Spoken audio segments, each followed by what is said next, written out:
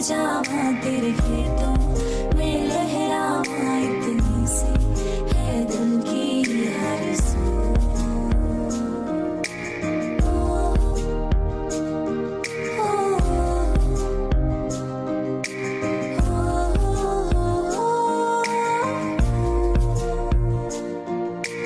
भारत हमको जान से प्यारा है, सबसे प्यारा गुलिस्तां हमारा है। सदियों से भारत भूमि दुनिया की शान है, भारत माँ के चरणों में जीवन कुर्बान है। भारत हमको जान से प्यारा है, जहाँ डाल डाल पर सोने की चिड़िया करती है बसेरा, वो भारत देश है मेरा, वो भारत देश है मेरा। जहाँ सत्य अहिंसा और धर्म का पग पग लगता डेरा, वो भारत देश है मेरा, वो भारत देश है मेरा। देश मेरे मेरी जान है तू, देश मेरे मेरी जान है तू। देश मेरे मेरी जान है तू, देश मेरी मेरी जान है तू। तेरी मिट्टी में मिल जाऊं गुल बन के, मैं खिल जाऊं इतनी सी है दिल की आरज़ू। तेरी नदियों में बह जाऊं तेरे खेतों में लहराऊं इतनी सी है दिल की आरज़ू।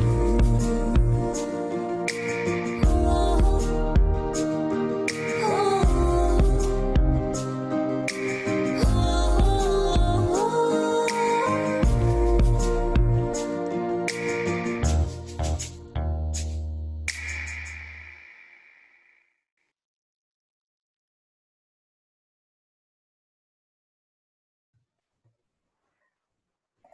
जय गुरुदेव सभी को, और स्वतंत्रता दिवस की हार्दिक हार्दिक हार्दिक हार्दिक बधाई सभी को। बहुत बहुत शुभकामनाएं सभी को 74वें स्वतंत्रता दिवस की। आई होप आप सभी ने आज पहली बार स्कूल से दूर स्वतंत्रता दिवस मनाया होगा। पहला स्वतंत्रता दिवस जब हम स्कूल में एक साथ नहीं हैं और अपने अपने घरों पर बैठकर स्वतंत्रता दिवस मना रहे हैं। तो हम बिना देरी करते हुए अब शुरू करते हैं। जो बच्चे आ रहे हैं उनसे रिक्वेस्ट है वीडियो चालू ना करें, अपने ऑडियो भी बंद रहने दें। हमारा जो आज का उद्देश्य है कार्यक्रम का, जो भी हम रख रहे हैं, उसका उद्देश्य केवल और केवल दो है। जो कि एक मेन उद्देश्य जो होता है वो हमारा वही है कि हम शहीदों को जो है वो याद कर सकें, शहीदों को नमन कर सकें, उनकी बलिदान को जो है वो याद कर सकें। वो हमारा एक मेन उद्देश्य तो वो है ही। साथ में दूसरा उद्देश्य ये है कि एज अ टीचर मेरी रिस्पॉन्सिबिलिटी बनती है कि मैं आपको जो है वो हमारे जो शहीद हुए हैं, आप लोगों ने सभी लोगों ने हर साल 15 अगस्त 26 जनवरी कोई भी राष्ट्रीय त्योहार होता है तो हमारे देश के लिए कुर्बान होने वाले, हमारे देश पे शहीद होने वाले, हमारे देश को आजाद करने वाले सभी देशभक्तों के बारे में बहुत कुछ सुना हुआ है। लेकिन आज मेरा जो दूसरा उद्देश्य है वो मेनली आज ये है कि स्वतंत्रता के बाद जब हमें आजादी मिल गई, उसके बाद हमारे कितने सारे सैनिकों की वीर गाथाएं छुपी हुई हैं जिनके बारे में हम कुछ भी जानते नहीं हैं, तो उनके बारे में अवगत करवाना आज मेरा दूसरा उद्देश्य है। तो दूसरा उद्देश्य उसको कहानी के माध्यम से आपके सामने रखना, वो मेरा जो है वो दूसरा उद्देश्य है। इसलिए हम शहीदों को याद तो कर रहे होंगे लेकिन कुछ कहानियों के माध्यम से कर रहे होंगे, कुछ तस्वीरों के माध्यम से कर रहे होंगे, जिसके कारण से आपको उन शहीदों की कम से कम जो है वो कुछ जानकारी तो हो, कम से कम नाम तो पता हो। आज के सेशन के बाद आप जो है मेरा जो देखिए, मैं जब जो भी बोलने वाला हूँ, आज जो भी करने वाला हूँ, मुझे नहीं मालूम आज जो भी शब्दों में निकलेगा वो निकलेगा ही, लेकिन जो मेरा मेन उद्देश्य ये नहीं रहेगा कि मैं आपको टेक्निकल जानकारी दूं उसके फैक्ट के बारे में। हो सकता है मुझसे नाम की गलती हो जाए, हो सकता हो प्रोनाउंसिएशन में गलती हो जाए, हो सकता हो तथ्यों में गलती हो जाए, वो गलती हो सकती है कॉमनली, लेकिन मेरा उद्देश्य वो है ही नहीं। मेरा उद्देश्य है शहीदों के बारे में आपको जानकारी देना कि ये भी कोई बंदा था जिसने हमारे देश के लिए शहादत दी, है ना। तो उसी कड़ी में हम जो है वो अच्छा, आज एक बात ज़रूर रही होगी, आपने शायद आप में से बहुत सारे लोगों ने जो है वो लाल किले का कार्यक्रम ज़रूर देखा होगा पहली बार, क्योंकि नॉर्मली हम जब स्कूल में होते हैं तो जो लाल किला होता है उसकी परेड जो है वो हम नहीं देख पाते हैं, नॉर्मली ऐसा होता है। लेकिन आज पहली बार ऐसा टाइम था कि आपको वो देखने का सौभाग्य मिला होगा, और उसकी ग्लिम्स कुछ जो है वो आज मैं अभी कुछ बच्चे हो सकता है लेट उठे हुए होंगे तो वो थोड़ा-सा मिस हो गई होगी उनसे। तो मैं थोड़ा-सा ब्रीफ दे देता हूँ उस कार्यक्रम के बारे में, थोड़ा-सा वीडियो दिखा देता हूँ जिसके कारण से आप जो है अ, वो लाल किले के में जो प्रोग्राम होता है उसके बारे में थोड़ी-सी ब्रीफिंग आप जान लो, है ना? तो वो मैं ज़ाहिर-सी बात है पूरी आपको पूरा वीडियो नहीं दिखाऊँगा या फिर पूरी कहानी जो डेढ़ घंटे की है वो यहाँ पर नहीं दिखाऊँगा, ज़ाहिर-सी बात है। लेकिन उसके बारे में जो है वो थोड़ी-सी ब्रीफिंग कि वहाँ लाल किले पे क्या होता है, कैसे-कैसे कार्यक्रम चल रहे होते हैं, कैसे-कैसे प्रोग्राम हो रहा होता है, उसके बारे में ज़रूर मैं आपसे चर्चा करूँगा। तो ये जो है दूरदर्शन का प्रोग्राम है तथा जो कई यूट्यूब पे चल रहा ओबीवेल्स था। का इस्तेमाल यहाँ किया पर जा रहा है। डीडी अपनी कवरेज करता है, डीडी को बहुत मेहनत करना पड़ती है, डीडी मतलब दूरदर्शन, वो बहुत ज़बरदस्त इस टेलीकास्ट को लाइव परफ़ॉर्म करने के लिए ज़बरदस्त मेहनत करता है। तो ये लाल किले का सीन है, आप देख रहे हो यहाँ पर जो है इंडिया गेट है उसके सामने जो राजपथ है, उस पर जो है हमारे राष्ट्रपति जो है वो सभी सेनाओं के जो प्रमुख होते हैं, उनसे जो है वो परेड ले रहे होते हैं उसके बारे में। ये यहाँ पर जो बैठे हुए दिख रहे हैं आपको, ये बच्चे एनसीसी कैडेट्स हैं। एनसीसी के बच्चे हैं जो कि सोशल डिस्टेंसिंग का फॉलो करते हुए जो है वहाँ पर बैठे हुए हैं। नॉर्मली हर साल जो है वो पीएम इनसे मिलते हैं कार्यक्रम के बाद, लेकिन इस बार ऐसा नहीं हो पाया। तो यहाँ पर जो है वो दूरदर्शन पूरा हिस्ट्री दिखाता है अपनी पूरे कार्यक्रम के दौरान। ये लाल किला है जहाँ पर लाल किले की प्राचीर बोला जाता है। यहाँ पर सभी अतिथि गणमान्य बैठे हुए हैं, सेंटर के मंत्री हैं सारे और जो है ये लोग भी वहाँ पर शरीक होते हैं। यहाँ पर सोशल डिस्टेंसिंग का फॉलो करते हुए सभी दिख रहे हैं, चाहे वो मंत्री हों, चाहे वो जवान हो, चाहे एनसीसी कैडेट्स हों, जो बच्चे बैठे हुए हैं वो भी। सोशल डिस्टेंसिंग यहाँ पर फॉलो की जा रही है क्योंकि इस बार आपको बताया मैंने, मामला थोड़ा-सा जो है वो संगीन है, थोड़ा-सा संक्रमण फैलने की संभावना है। तो दूरदर्शन लगभग जाने से पहले प्रणाम कर रहे हैं और उनको याद कर रहे हैं। ज़ाहिर-सी बात है, महात्मा गांधी हमारी स्वतंत्रता के लिए एक महत्वपूर्ण आइकन थे। उनके नेतृत्व की वजह से हमारे देश को जो है वो हमारे आज़ादी के आंदोलन को एक दिशा मिली, एक लीडर मिला। 1857 में भी हम लड़े थे, लेकिन तब हम जो है वो आज़ाद नहीं हो पाए थे। हमारा जो आंदोलन था वो बिखरा हुआ था। लेकिन 1947 में गांधी जी ने एक नेतृत्व प्रदान किया। सभी जो हमारी सोच बिखरे हुए थे, उनको इकट्ठा के सेना जो है वो तैयार है। निरीक्षण करने के दौरान प्रधानमंत्री केवल सेना के सामने से निकलते हैं और लाल किले की प्राचीर पर, ये जो है वो ताजुल मस्जिद थी, जो दिल्ली की ताजुल मस्जिद है, वो उसका सीन देखा था आपने। इसके बाद जो है हमारे प्रधानमंत्री जी जो है वो ध्वजवंदन करते हैं और साथ-साथ चलते हैं राष्ट्रगान। राष्ट्रगान मैं आपको यहाँ पर नहीं सुना सकता हूँ और इस राष्ट्रगान के दौरान ही 21 तोपों की सलामी भी दी जाती है। उसी दौरान जो है वो तोप जो है वो चलाई जा रही होती हैं, तो 21 तोपों की सलामी भी। इसके बाद जो है वो मार्च पास्ट निकाला जाता है आर्मी के द्वारा, वो अपनी जगह पर चले जाते हैं और हमारे प्रधानमंत्री जी जो है वो संबोधन देते हैं और देश को जो है वो आगे आने वाली योजनाओं के बारे में, देश किस दिशा में जाने वाला है आगे, उसके बारे में जो है वो गाइडेंस देते हैं। साथ ही साथ इनके भाषण में जो है वो वीरता भरी हुई होती है, जिसके कारण से हम जितने आगे बढ़ चुके हैं उससे और अधिक आगे बढ़ने का जो है वो प्रयास कर रहे होते हैं। तो ये जो मैंने पूरा कार्यक्रम दिखाया, थोड़ी-सी देर में ब्रीफिंग दी कि इस कार्यक्रम में जो है वो क्या-क्या होता है और आपने अगर नहीं देखा होगा, अगर मुझे तो आशा है कि आप लोगों ने देखा ही होगा। अगर नहीं देखा है तो मैंने थोड़ी-सी ग्लिम्प्स दे दी और आप चाहो तो यूट्यूब पर भी अवेलेबल रहेगा। आप कभी भी देख सकते हो प्रोग्राम और उनका भाषण न्यूज़ पर जो है उनके भाषण की प्रमुख-प्रमुख बातें जो है वो बिल्कुल शेयर की जाती है। आज से पहले भी मैंने बहुत सारे प्रधानमंत्री का लेक्चर देखा है 15 अगस्त पर, जिसमें श्रीमान अटल बिहारी वाजपेयी जी भी थे, मनमोहन सिंह जी भी थे और अभी आदरणीय प्रधानमंत्री नरेंद्र मोदी जी भी हैं। लेकिन सभी में अगर मैं देखूं तो अटल बिहारी वाजपेयी के टाइम जब मैं छोटा था बहुत, लेकिन उनका तो मुझे ज्यादा अच्छे से याद नहीं है, लेकिन मनमोहन सिंह जी का मैं हमेशा कोशिश करता था सुनने की। लेकिन उतना भाषण सुनने के बाद जो फीलिंग आना चाहिए वो कहीं ना कहीं लैक हो जाती है, वो कहीं ना कहीं कम रह जाती थी। लेकिन यहाँ पर हमारे प्रधानमंत्री जो है उनमें नेतृत्व की अच्छी खासी क्षमता है। चलिए, बोर ना करते हुए हम जो है वो आगे बढ़ते हैं और हम जो है आज पहली कहानी ले रहे हैं। उसके लिए मैं थोड़ी-सी अपनी जो है वो सेटिंग चेंज करूँगा, जिसके कारण से आप लोग जो है वो उनका चेहरा भी देख पाएँ। 2 मिनट दीजिए मुझे। तो हम जो पहली अपनी वीर सपूत की बात करने वाले हैं, हमारे वीर सैनिक जो पे कि पहला हमने चूज़ किया है, वो है हमारे सबसे पहले थल सेना प्रमुख आर्मी चीफ के एम करियप्पा, है ना। आपको उनकी तस्वीर साझा करता हूं मैं।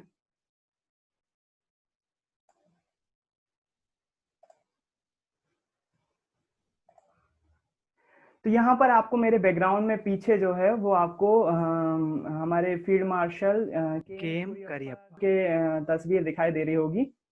यहाँ पर इनके बारे में थोड़ी सी चर्चा कर लेते हैं कि ये कौन थे, क्या थे और क्यों इतने जरूरी हैं, या फिर क्यों हमें इनके बारे में सीखना चाहिए, या फिर इनके बारे में क्यों जानना चाहिए। तो जनरल के एम करियप्पा, इनका पूरा नाम जाहिर सी बात है मुझे याद नहीं हो रहा था, इसलिए मैंने लिख लिया है उसको। कोडंडेरा मडप्पा करियप्पा, है ना। तो टोटल थोड़ा सा टफ नाम है, क्योंकि कर्नाटक में जन्मे थे, तो इनकी जो भाषा थी वो वहीं की भाषा के अनुरूप इनका नाम रखा गया है। तो शॉर्ट में इनको के एम करियप्पा बोला जाता है। कुरियप्पा या करियप्पा, वो प्रोनाउंसिएशन में दिक्कत हो सकती है, मैंने बताया आपको। ये भारत के सबसे पहले आर्मी चीफ थे, सबसे पहले आर्मी चीफ थे। इनके आर्मी चीफ बनते से ही जो है वो इनको जो है इन्हीं के नाम पर जो है वो आर्मी दिवस मनाया जाने लगा, जो कि 15 जनवरी को मनाया जाता है हर साल।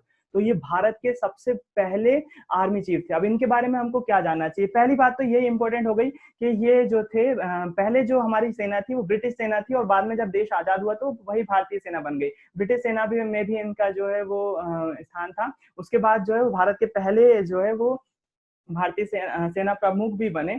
अच्छा, इनसे जुड़ी हुई जो है वो एक कहानी है। इनके बेटे जो थे वो फाइटर पायलट थे। जब 1948 में पाकिस्तान के कबायलियों ने कश्मीर के इलाके में कुछ आक्रमण कर दिया। मैं उन बच्चों को यहाँ पर, क्योंकि छोटे बच्चे भी मौजूद हैं, इसलिए उन बच्चों को जो छोटे बच्चे हैं उनको एक कश्मीर की थोड़ी सी कंडीशन दे दूं, थोड़ा सा मैप के थ्रू बता दूं कि हमारी जो कश्मीर की कंडीशन है, कश्मीर की स्थिति है, वो वर्ल्ड मैप में किस जगह पर है ना। तो ये आपको यहाँ पर कश्मीर का मैप दिखाई दे रहा होगा स्क्रीन पर। ये हमारा जम्मू कश्मीर का एरिया है, और यहाँ पर जो आपको ऊपर का इलाका दिख रहा है, आई होप आपको ये स्क्रीन दिखाई दे रही होगी। जो आपको ऊपर का इलाका दिख रहा है, श्रीनगर के ऊपर का इलाका, ये वाला हिस्सा भारत के पास से 1948 में पाकिस्तान ने ले लिया था। तो यहाँ पर ये एबटाबाद दिख रहा है, ये पाकिस्तान का इलाका है, और एबटाबाद से लाइन गई हुई है जिसको एलओसी बोलते हैं हम। वो एलओसी लाइन जो है वो यहाँ पर गई हुई है, और जो है ये वाला इलाका जो है 1948 में पाकिस्तानी कबायलियों ने जो है वो हड़प लिया था। पाकिस्तानी कबायलियों ने आक्रमण करके इसको जो है वो हड़प लिया था, है ना। हाँ, तो इसमें जो है वो करगिल जो एरिया है वो हमारे जो है वो कश्मीर, जम्मू कश्मीर, उस दौरान कंडीशन अलग थी बहुत ज्यादा। कश्मीर भारत का हिस्सा नहीं था, लेकिन वहां के राजा ने जो है वो रिक्वेस्ट करी थी कि भारत सरकार उनको मदद दे, ताकि कबायलियों को जो है वो हराया जा सके, या फिर उनको जो है वो बाहर किया जा सके। तो जनरल के एम करियप्पा के कारण ही हमारा जो अभी का एरिया है, पाकिस्तान की सेना को हम वहां पर रोक पाए थे, जो कि श्रीनगर वाला इलाका, श्रीनगर से थोड़ा ऊपरी इलाका है। करगिल और द्रास का जो एरिया है वो इन्हीं के कारण से जो है वो पाकिस्तान को हम वहां पर रोक पाए, नहीं तो पाकिस्तान लगभग सारा के सारा जो एरिया था जम्मू और कश्मीर का, वो ले चुका होता आज तक, और हमारे पास कुछ भी नहीं होता। तो जनरल के एम करियप्पा जो थे, इनके कारण से ही हम जितना कश्मीर हमारे पास बचा हुआ है, एक ये मेन रीजन थे जिसके कारण से वो बचा हुआ है। उसके बाद जो है इनके बेटे की कहानी एक मौजूद है जिसको आपको जानना चाहिए, और उस कहानी से सीखना भी चाहिए। इनका बेटा जो थे वो फाइटर पायलट थे, और 1948 में हवाई फाइटिंग के दौरान फाइटर प्लेन की जंग वगैरह चल रही थी। तो पाकिस्तान में जब इनके बेटे गए तो वहां पर जो है इनके विमान पर हमला हो गया, और इनके बेटे जो है वहां पर पैराशूट मतलब इजेक्ट कर गए अपने एरोप्लेन से, और पाकिस्तान में गिरे। और वहां पर जो जनरल प्रमुख थे उनका नाम था अयूब खान।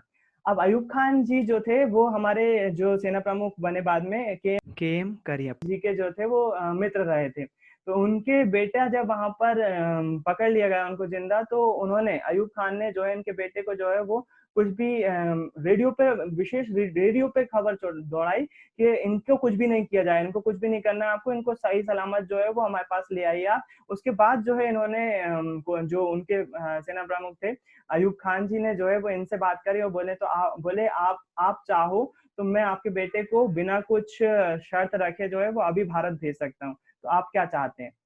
तो इनका जवाब शानदार था, जो कि एक आदर्श व्यक्ति का होना चाहिए और उस ओहदे पे होना चाहिए।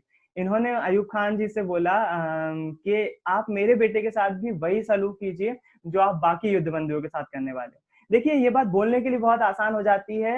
हम जब आप किसी अपने के बारे में सोचते हैं, तो जब हमारा बेटा, जब इनका बेटा जब जो है उसके जान के ऊपर पड़ी हुई हो और पिता ऐसा बोले कि आप वही सलूक कीजिए बाकी युद्ध बंदियों के साथ करने वाले हैं, तो मुझे इस बात पे जाहिर सी बात है गर्व होता है कि मेरे देश में आगे आगे और भी कहानियां आएंगी। कुछ दिनों पहले एक बच्चे ने मुझसे पूछा था, भैया अगर आप ट्रेन चला रहे हैं और आपके सामने जो है वो कुछ लोग आ जाते हैं, एक पटरी पे 5 लोग खड़े हुए हैं और एक पटरी पर आपकी अगर माँ खड़ी हुई है, तो आप किसको, आपके ब्रेक फेल हो चुके हैं ट्रेन के, आप किसको बचाना चाहोगे? कहीं ना कहीं मैं एक मोमेंट के लिए ये तो सोचूंगा कि मेरी माँ खड़ी हुई है वहां पर। मैं अगर माँ को बचाने जाता हूँ तो मुझे 5 लोग मारना पड़ेंगे, और मेरी अगर मैं माँ को मार देता हूँ मेरे 5 लोगों की जान बच जाएगी।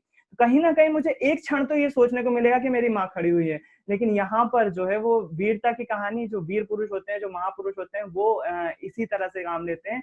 वो ऐसे ही होते हैं जिस प्रकार से हमारे पहले सेना प्रमुख के एम करियप्पन जी ने कहा कि हमारे बेटे के साथ आप वैसा ही सलूक कीजिए जैसा कि आप बाकी हमारे युद्ध बंदियों के साथ करने वाले हैं, क्योंकि पूरे के पूरे जो सैनिक हैं वो मेरे बेटे के समान है। यहाँ पर ये स्टेटमेंट अपने आप में कितना महत्वपूर्ण है, कितना जरूरी है। और इसीलिए ये जो बोलने वाली ताकत होती है ना, इनकी लाइफ का एक छोटा सा मूवमेंट बता रहा हूं मैं आपको। ये जो मूवमेंट होता है ना कि पूरी सेना मेरे बेटे के समान है, तो आप यकीन नहीं कर सकते, जब ये स्टेटमेंट सेना ने सुना होगा तो उसकी उत्साह का क्या ठिकाना क्या रहा होगा, जब सेना अध्यक्ष ने अपना बेटा मान लिया पूरी की पूरी सेना को। तो ये होते हैं लीडर। ये इनके बारे में जो है वो हमको पता होना चाहिए, और इनके बारे में जो है वो हम आज जानने की कोशिश कर रहे हैं। इसी के साथ साथ ये जो केएम कोरियप्पा करियप्पा जी के बारे में जो है वो मुझे इतना ही कहना था। इसके बाद जो हमारे अगले जो जिनके बारे में बात करने वाला हूँ मैं, उनकी पहले थोड़ी सी अपनी सेटिंग चेंज कर लूं, जिसके कारण से आप उनका दर्शन कर पाओ। मैं तो दर्शन ही बोलूंगा, क्योंकि ऐसी ग्रेट पर्सनालिटी जो है वो बार बार जन्म नहीं लेती है भारत में या फिर कहीं किसी भी जमीन पर, है ना। थोड़ा सा मैं उनकी इमेज ला दूं जिससे आप देख सकें उनको, क्योंकि उनका नाम एक तरह से गुमनाम है, वो कभी सामने नहीं आए हैं।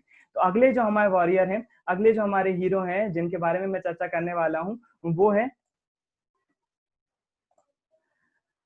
ब्रिगेडियर मोहम्मद उस्मान, है ना। जब हमारे पहले थल सेना प्रमुख चुने गए के एम कोरियप्पा या करियप्पा, जो उनका प्रोनाउंसिएशन मुझे जाहिर सी बात है गलत बोल रहा हूँ मैं शायद, तो उसके लिए मुझे खेद है, जाहिर सी बात है। और आप लोग में से कई लोगों को इनका नाम भी नहीं पता होगा। तो ये जो हमारे अगले सेना के वॉरियर हैं, वो है ब्रिगेडियर मोहम्मद उस्मान। तो अब इनकी कहानी जो है वो पार्टीशन के साथ ही शुरू हो जाती है। पार्टीशन के साथ कैसे शुरू हो जाती है? जैसे ही भारत का पार्टीशन हुआ, तो इनके पास दो चांसेस थे, या तो ये पाकिस्तान के साथ जाते या हिंदुस्तान के साथ रहते।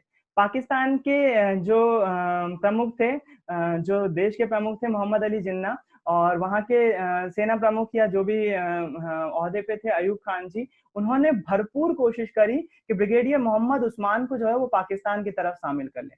लेकिन ब्रिगेडियर मोहम्मद उस्मान जी ने कभी मुझे नहीं लगता एक क्षण के लिए भी सोचा होगा, और इन्होंने भारत में रहना कबूल किया, और ये हमेशा जो है वो भारत की सेना के लिए जो है वो अपना त्याग देने के लिए तैयार थे। उसी दौरान जब 1948 में पाकिस्तान ने भारत पर पहली बार हमला किया था और जम्मू कश्मीर को हथियाना चाह रहा था, उस दौरान जो है ब्रिगेडियर मोहम्मद उस्मान जी जो थे वो करगिल क्षेत्र में जो है अपनी ड्यूटी दे रहे थे। उस दौरान ये वहीं पर थे, और एक इनको जो है वो नौशेरा का शेर कहा जाता है। नौशेरा एक कश्मीर में एक छोटा सा इलाका है, वहां पर जो है वो पाकिस्तानी सेना, मैंने बात बताया आपको, बॉर्डर लगभग जम्मू कश्मीर का बहुत हिस्सा जो है वो ऑक्यूपाई कर चुकी थी, भारत में आ चुकी थी। नौशेरा उस बाउंड्री पर था, करगिल रेंज पर था। तो जो केएम करियप्पा है ना, उन्होंने जो है ब्रिगेडियर मोहम्मद उस्मान जी से बोला था उस दौरान कि उस्मान जी, क्या तुम मुझे गिफ्ट दे सकते हो? तो बोले सर क्या चाहिए आपको? इनके लीडर थे वो। तो बोले सर बताइए आपको क्या चाहिए? तो उन्होंने बोला मुझे जो है वो आप वहां पर एक नौशेरा, वहीं पर इलाके में एक कोट नामक जगह है। तो बोले मुझे अपने गिफ्ट में जो है तुम कोट ला के दे सकते हो क्या? क्या कोट पे कब्जा कर सकते हो?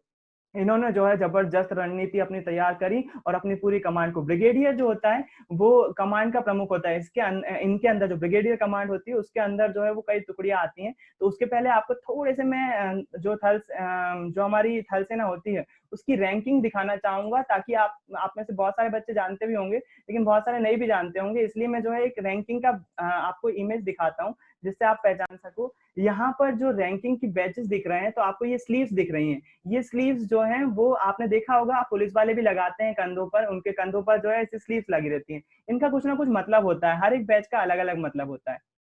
तो यहाँ पर जो है वो जो थल सेना की रैंक शुरू होती है वो लांस नायक से शुरू होती है, तो उसके एक पट्टी होती है। जब 2 पट्टी हो जाती है तो वो नायक कहलाता है, 3 पट्टी हो जाती है तो हवलदार कहलाता है, उसके बाद अगर पट्टी और ये बैच लगा हुआ है तो नायब सूबेदार, फिर उसके बाद 2 बैच यानी कि सूबेदार, फिर उसके बाद सूबेदार मेजर, फिर उसका ल्यूटेनेंट जिसको लेफ्टिनेंट भी बोलते हैं कॉमन में, फिर उसके बाद कैप्टन बनते हैं, फिर उसके बाद मेजर बनते हैं, lieutenant colonel, brigadier, major general, lieutenant general और जनरल। ये जो होता है वो भारतीय सेना का प्रमुख होता है। यहाँ पर आपको ये दिखाई दे रहा है जो सेकंड नंबर पे, ये भारतीय सेना का प्रमुख बंदा होता है जिसके अंडर सेना काम कर रही होती है। इनसे बड़ा हुक्म देने वाला राष्ट्रपति जी होते हैं जो कि इनको भी हुक्म दे रहे होते हैं। और उसके बाद आता है फील्ड मार्शल। ये फील्ड मार्शल की रैंक एक्टिव रैंक नहीं है, ये सेना के साथ काम नहीं करते हैं, ये उन्हें दिया जाता है जो कि जिंदगी भर अपनी सेना में विशेष योगदान दिए हैं और जो है वो उनको जो है आखिरी में जो है वो इसके बाद सेना से ऊपर की एक उपाधि दी जाती है जिसको फील्ड मार्शल बोलते हैं। तो जो हमारे मोहम्मद उस्मान जी थे वो ब्रिगेडियर रैंक के अफसर थे। वो यहाँ पर आपको दिखाई दे रही है 5वें नंबर की रैंक है, यहाँ से ऊपर से 5वें नंबर की रैंक में थे ब्रिगेडियर मोहम्मद उस्मान जी। तो इनको जब उन्होंने, हमारे सेना अध्यक्ष ने उस टाइम बोला कि मुझे कोट चाहिए गिफ्ट में, तो इन्होंने अपनी जी जान लगा दी। कोट तो हासिल किया ही, इसके बाद एक और वहां पर जगह थी जिसको झंगर बोला जाता है। झंगर वहां पर एक प्लेस था। तो जो है वो कबायलियों ने जो है वो जबरदस्त वहां पर आक्रमण करके रखा था और जो है उसको कब्जाए हुए थे। इन्होंने एक प्रण लिया था। इन्होंने क्या प्रण लिया था? इन्होंने एक प्रण लिया था कि जब तक मुझे झंगर नहीं मिलेगा, झंगर पे जब तक मैं कब्जा नहीं करूंगा, मैं पलंग पर नहीं सोऊंगा। और ऐसे प्रण लेने वाले भी लोग जो है वो हमारी लाइफ में रह चुके हैं। तो इन्होंने एक प्रण लिया था, इन्होंने जब तक झंगर पे कब्जा नहीं कर लिया ये जमीन पर सोते रहे। आप सोच सकते हो ब्रिगेड का कमांडर, एक ऐसा कमांडर जिसके अंदर जो है वो सैकड़ों सैनिक हैं, हजारों सैनिक आते हैं जिसके अंदर, उनका लीडर जो है वो जमीन पर सोए। आप सेना की वहां की कंडीशन समझ सकते होंगे कि क्या कंडीशन रही होगी। तो इन्होंने ये जो है वो जमीन पर सोते थे जब तक इन्होंने झंगर पर कब्जा नहीं कर लिया, और आखिरी में कर भी लिया। बहुत जबरदस्त जो है इनकी स्ट्रेटेजी, बहुत जबरदस्त थी। और इन्होंने जो है वो इसलिए जो है वो झंगर इलाका जो था नौशेरा के आसपास ही आता है, और नौशेरा पहले कब्जा कर चुके थे, उसके बाद झंगर भी करा था। नौशेरा के बाद इनका नाम जो है वो पूरी भारत में हो चुका था और इन्होंने नौशेरा का शेर कहने लगे थे, और उर्दू में बोला जाए तो शेर नौशेरा बोलने लगे थे, क्योंकि नौशेरा एक इलाका इन्होंने कब्जा किया था। उसके बाद झंगर पे भी कब्जा किया। अब वहां पर एक थोड़ी सी फनी बात ये हुई कि वहां पर जो है वो नए पलंग नहीं मिल रहे थे। जैसे झंगर पे कब्जा किया तो इनकी वो शर्त जो इन्होंने प्रण लिया था वो तोड़ने की बारी आई, और इनको जो है वो पलंग मुहैया करवाना था। तो वहां पर नए पलंग जो है वो कमांड में थे नहीं, तो कहीं दूर गांव से जो है वो एक पलंग मंगवाया गया और इनके लिए बिछाया गया। लेकिन अनफॉर्चुनेटली झंगर पे कब्जा करने के बाद जो है वो कुछ ही दिनों में बाद, कम से 10-15 दिन बाद ही इन पर जो है रात में एक अटैक हुआ। और रात में जो है वो ये बचते रहे, जाहिर सी बात है।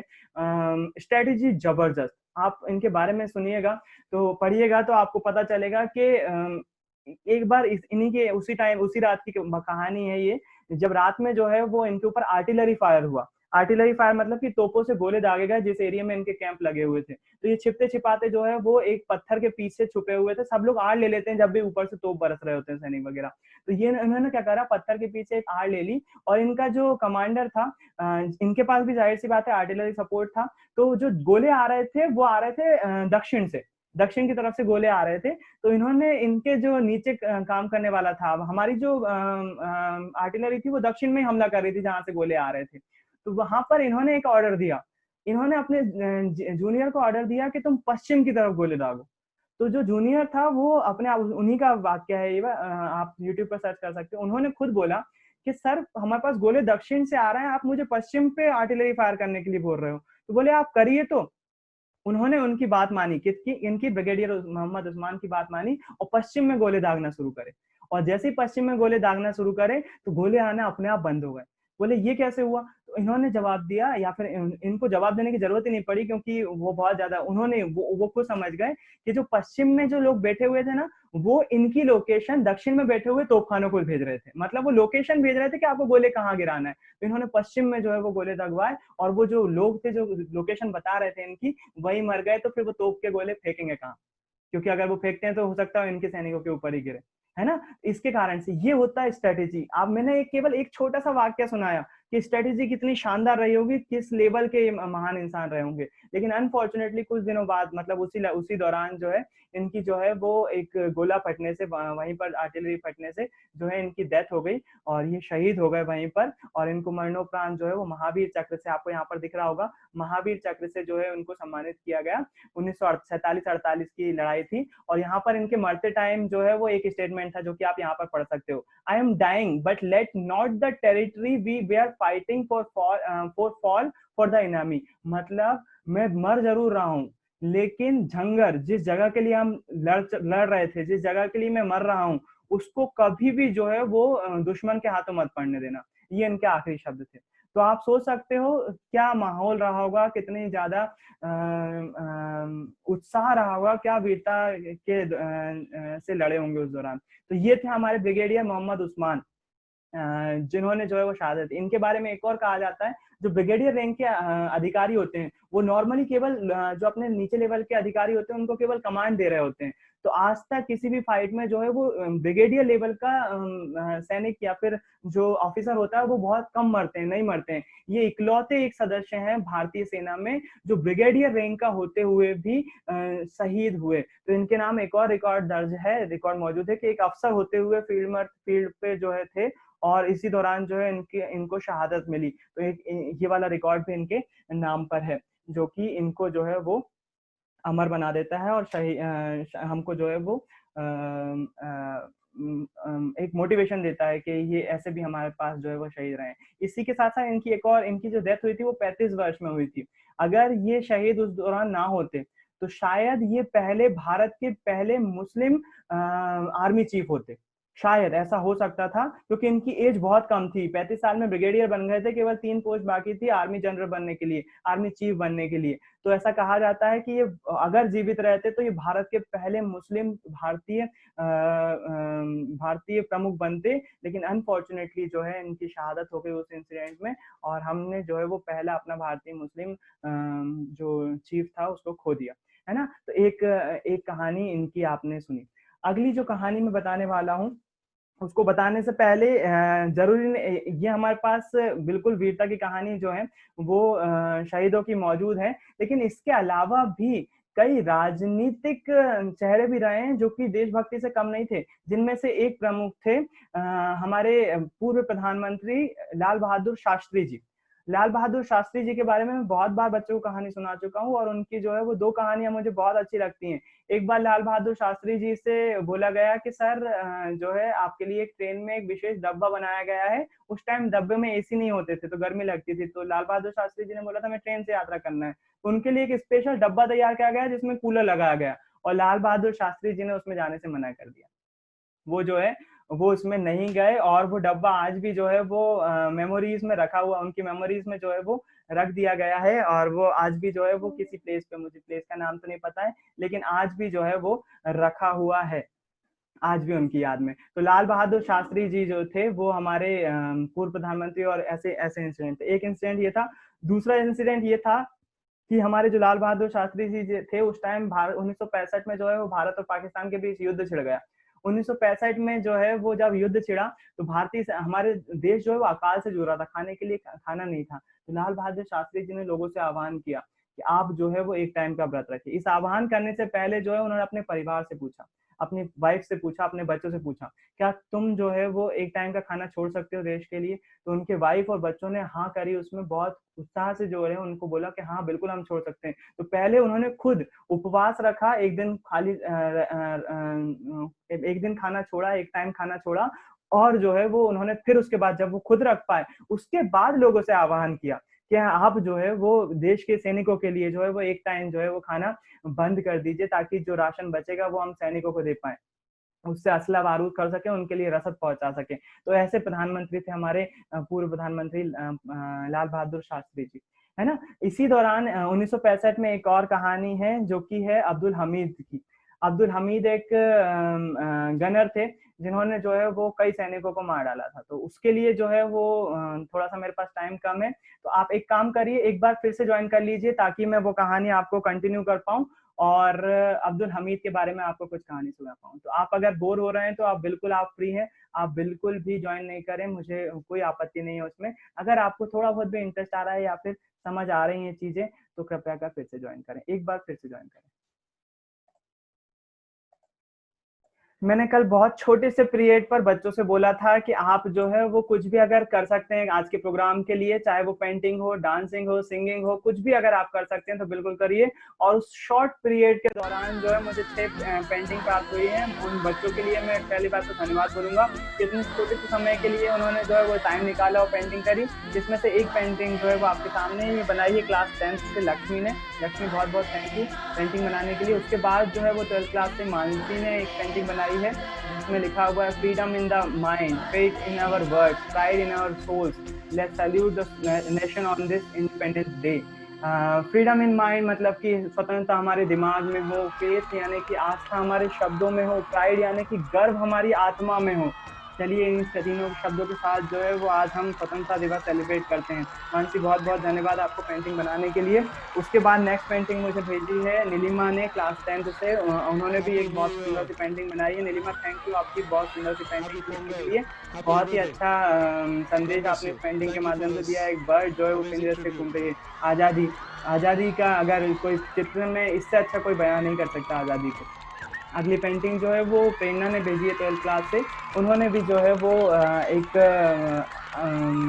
स्वतंत्रता दिवस को ध्यान में रखते हुए एक पेंटिंग बनाई है। थैंक यू प्रेरणा, बहुत बहुत धन्यवाद आपका। उसके बाद एक पेंटिंग जो है वो क्लास 9th से ऋषि ने बनाई है।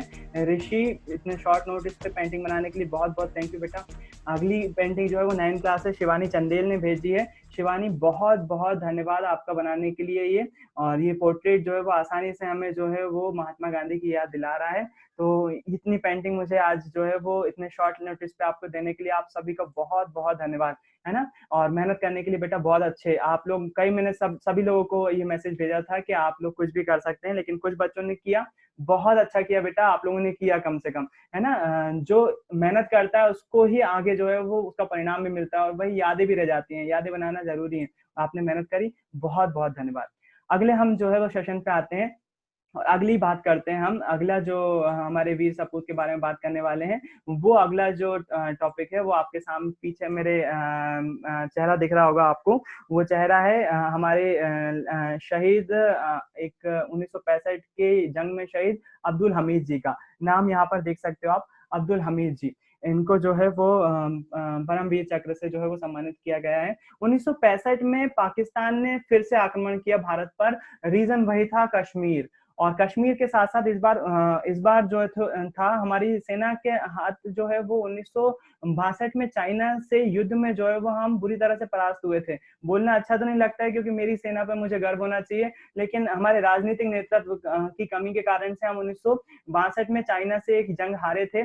और उसको ध्यान में रखते हुए पाकिस्तान ने ये सोचा कि भारत अभी चाइना ने हरा दिया है तो भारत का मनोबल थोड़ा सा कम होगा, तो हम उस टूटे हुए मनोबल का फायदा उठाते हैं और क्या करते हैं, भारत पर जो है वो आक्रमण करते हैं। 1965 में थे, लेकिन वो ये भूल गए थे कि राजनीतिक नेतृत्व भारत का चेंज हो चुका है। और 1962 में जहां भारत के प्रधानमंत्री पंडित जवाहरलाल नेहरू जी थे, उसके बाद 1965 में जो थे वो प्रधानमंत्री लाल बहादुर शास्त्री जी हो गए थे। एक छोटे कद का इंसान जिसका जो लीडरशिप थी, जो नेतृत्व था, वो पहाड़ से कम नहीं था। वो नेतृत्व के कारण से आप लोगों ने कई बार ऐसे शब्द सुने होंगे कि जो जंग जीती जाती है वो मरकर नहीं जीती जाती, लड़कर जीती जाती है। जितना हथियारों का साथ नहीं होता है जंग में, उतना जोश का साथ होता है, उत्साह का साथ होता है। अगर जंग में जोश, सैनिकों में जोश और उत्साह है तो कोई भी जंग जो है वो, कोई भी सेना कितने भी कम हथियारों से जीत सकती है। और अब्दुल हमीद की स्टोरी वो उस पर बहुत करीब सटीक बैठती है और पूरी तरह से उसको सर्टिफाइड करती है, परिभाषित करती है। अब्दुल हमीद जी जो थे, असल उत्तर की लड़ाई इसको बोला जाता है। असल उत्तर में क्या हुआ, उस टाइम जो थे पाकिस्तान ने अपने एक हथियार का भारतीय सेना में खौफ बना लिया था। उस दौरान पाकिस्तान को कुछ नए टैंक मिले थे अमेरिका से। उन टैंकों का नाम था पैटर्न टैंक। मैं आपको उन टैंकों के थोड़े से दृश्य दिखाता हूँ जिसके कारण से आप समझ सको कि वो टैंक जो थे वो कैसे दिखते थे। मुझे थोड़ा सा टाइम दीजिए ताकि मैं टैंक दिखा सकूं। वो टैंकों ने पाकिस्तानियों ने क्या करा, इन टैंकों की जो है वो एक तरह से खौफ बिठा दिया। भारतीय सैनिकों में इसका खौफ था। तो मैं आपको एक टैंक की वीडियो फोटो दिखाता हूँ जिससे जो है वो आपको पता चल सके कि ये टैंक जो थे वो कुछ किस तरह से दिखाई देते थे। 2 सेकंड दीजिए बस।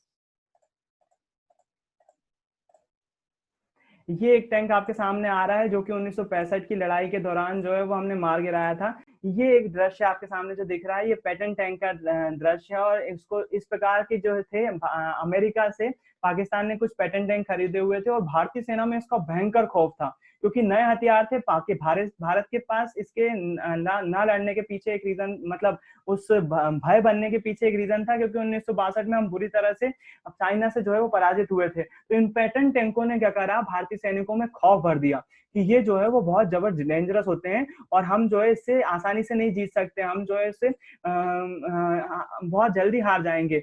इसके लिए क्या हुआ, यहाँ पर काम कर जाता है नेतृत्व। जो हमारे लीडर थे, हमारी सेना के जो प्रमुख थे, जो उस टाइम सेना की देखरेख कर रहे थे, उन्होंने जो है, अब्दुल हमीद जो थे उस टाइम, जो भारत के पास ऐसी, ये भी एक पैटर्न टैंक का ही फोटो है, बहुत छोटा दिख रहा है इसलिए मैंने दिखाया नहीं आपको। यहाँ पर एक फोटो देखिए आप, जो पैटर्न हमीद, हमारे शहीद हमीद, अब्दुल हमीद जी की है।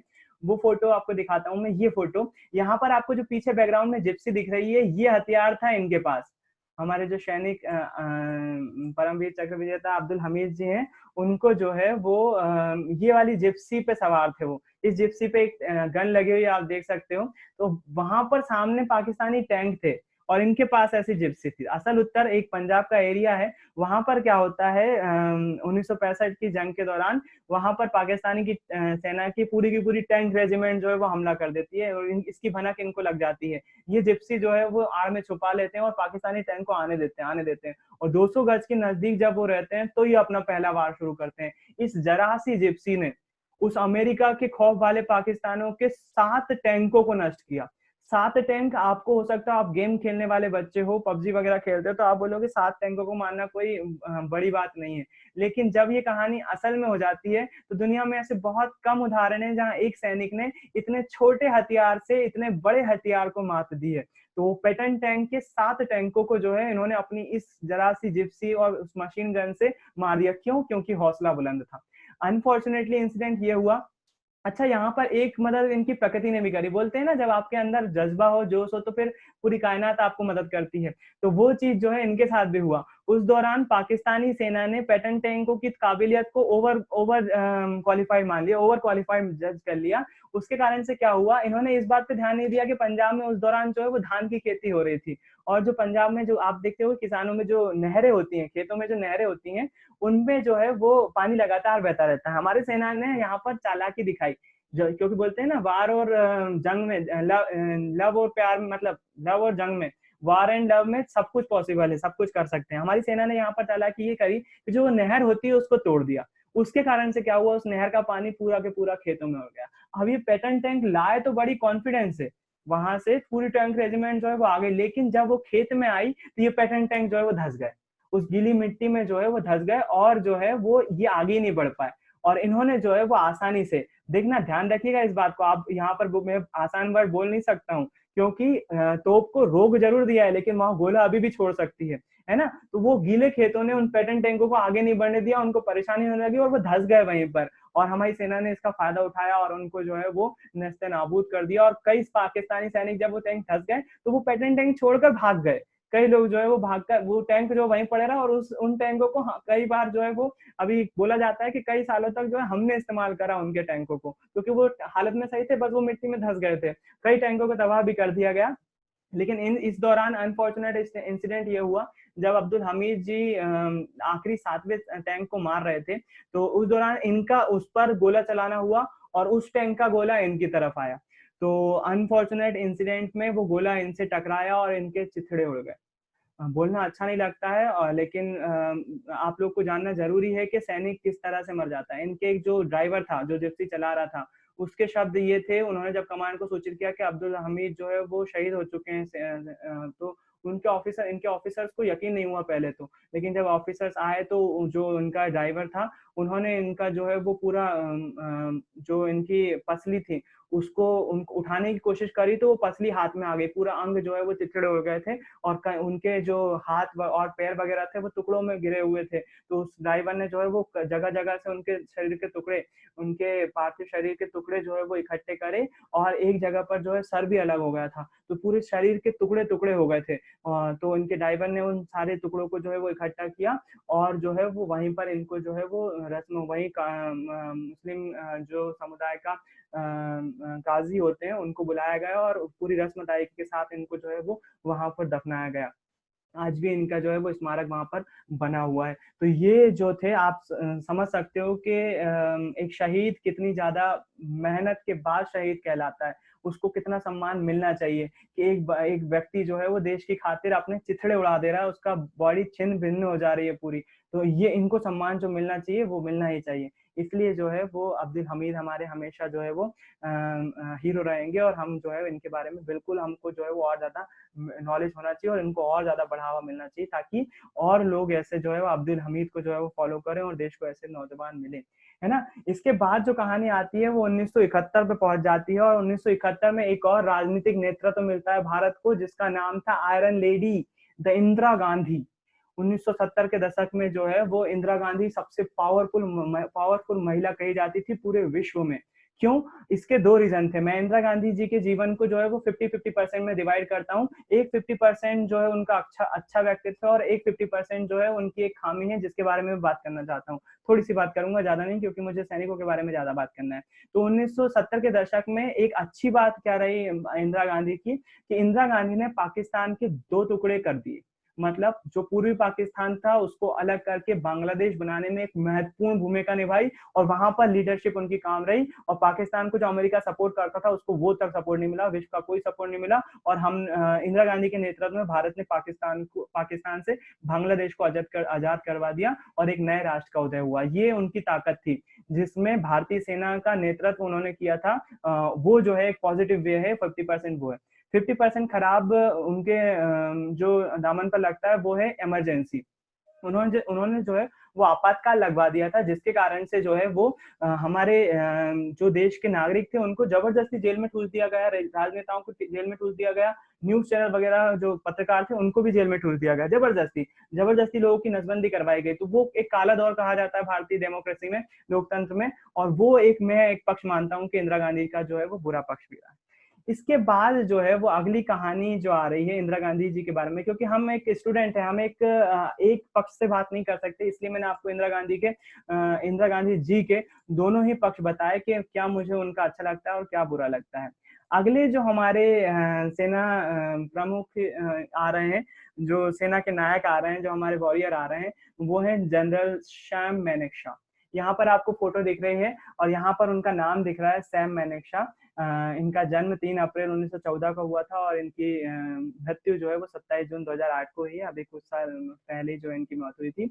और ये पहले ऐसे व्यक्ति हैं जिसको जो है वो चीफ मार्शल, जो कि मैंने बताया था फर्स्ट रैंक होती है, जो कि रिटायरमेंट के बाद दी जाती है, ये पहले व्यक्ति थे जिनको भारत के पहले नागरिक हैं, पहले आर्मी चीफ हैं, जिनको जो है वो फील्ड मार्शल का दर्जा प्राप्त है। यहाँ पर आपको दिखाई दे रहा होगा, फील्ड मार्शल का दर्जा प्राप्त है। और दूसरे जो थे वो KM करियप्पा जी थे, जिनको तो दो फील्ड मार्शल हैं अभी तक भारत में। हालांकि वो पहले थे, लेकिन उनको बाद में दिया गया ये दर्जा, और ये पहले बन गए, इनको इंडियन फील्ड मार्शल का दर्जा सबसे पहले दिया जाता है। अब इनके बारे में क्या प्रचलित है, एक स्ट्रिक्ट लीडर और खुले विचारों वाला इंसान, जबरदस्त। है ना। बहुत सारे इनके कथन, इनकी मोटिवेशनल बातें आप ऑनलाइन पढ़ सकते हो। बहुत सारे वीडियोस में इन्होंने खुद वीडियो में जो है वो अपनी कहानी सुनाई है। बहुत सारी बातें हैं, लेकिन मेरा आज जो आपको मेन चीज बताने का इनका मकसद जो है वो ये है कि 1970 में जब पाकिस्तान से युद्ध की बारी शुरू हो गई, तो इंदिरा गांधी उस टाइम भारत की प्रधानमंत्री थी। उन्होंने सेना प्रमुख सैम मानेकशॉ को बुलाया अपने यहाँ और उनसे बोला, सैम मानेकशॉ, हमको पाकिस्तान से युद्ध लड़ना है, क्या आप तैयार हैं? इन्होंने उस टाइम इंदिरा गांधी की छवि इंटरनेशनली बहुत स्ट्रिक्ट लीडर की थी, भारत का नेतृत्व करती, जिस प्रकार अभी माननीय नरेंद्र मोदी जी कर रहे हैं, उस दौरान उनकी छवि वैसी थी, क्योंकि इमरजेंसी उस दौरान अभी तक लगी नहीं थी, इसके बाद इमरजेंसी लगी थी। तो क्या हुआ, इन्होंने जो है वो इंदिरा गांधी जो कि इतनी बड़ी नेता है, मतलब प्रधानमंत्री को साफ साफ शब्दों में मना कर दिया, मेरी सेना लड़ाई करने के लिए तैयार नहीं है। यदि आप जबरदस्ती लड़ाई करवाती हैं, तो ये मैं भाव बता रहा हूँ, एग्जैक्ट शब्द नहीं थे उनके, यदि आप लड़ाई करवाती हैं पाकिस्तान से, तो हम जो है वो 10-15 दिन भी नहीं टिक पाएंगे और हम हार जाएंगे।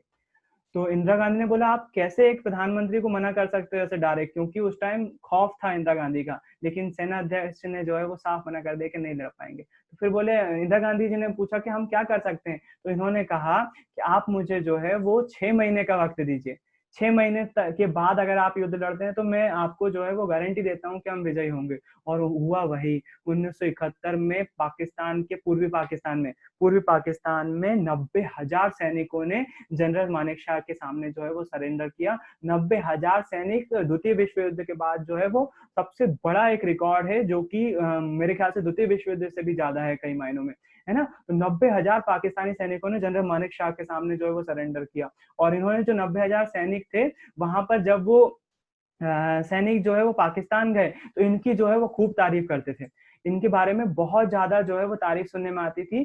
क्यों? क्योंकि इन्होंने जो युद्धबंदी बने हुए सैनिक थे, उनका अपने सैनिकों से ज्यादा ध्यान रखा। वहां पर जो है वो सैनिक जो है इनकी तारीफ करते थे कि भारतीय सैनिक बाहर सोते थे और हम जो है वो पक्के घरों में सोते थे, टेंट में सोते थे। तो युद्धबंदियों को इतना ज्यादा ख्याल रखा था, क्योंकि इनका ऐसा मानना था कि जंग में जो है वो जरूर हमारा दुश्मन था, लेकिन रियल लाइफ में एक सैनिक जो है वो सैनिक होता है, उसको सैनिक की तरह ही ट्रीट करना चाहिए। ऐसे विचार थे इनके, है ना। तो जब जैसे 1971 में 90,000 सैनिकों ने इनके सामने सरेंडर किया, तो हमारे सैम मानेकशॉ जो थे, इनका जो व्यक्तित्व था भारत में उभर कर आया और ये हीरो बन गए एक भारत में। तो इनकी जो है जबरदस्त पॉपुलैरिटी हो गई, कई हद तक कुछ महीनों में इंदिरा गांधी जी से भी ज्यादा।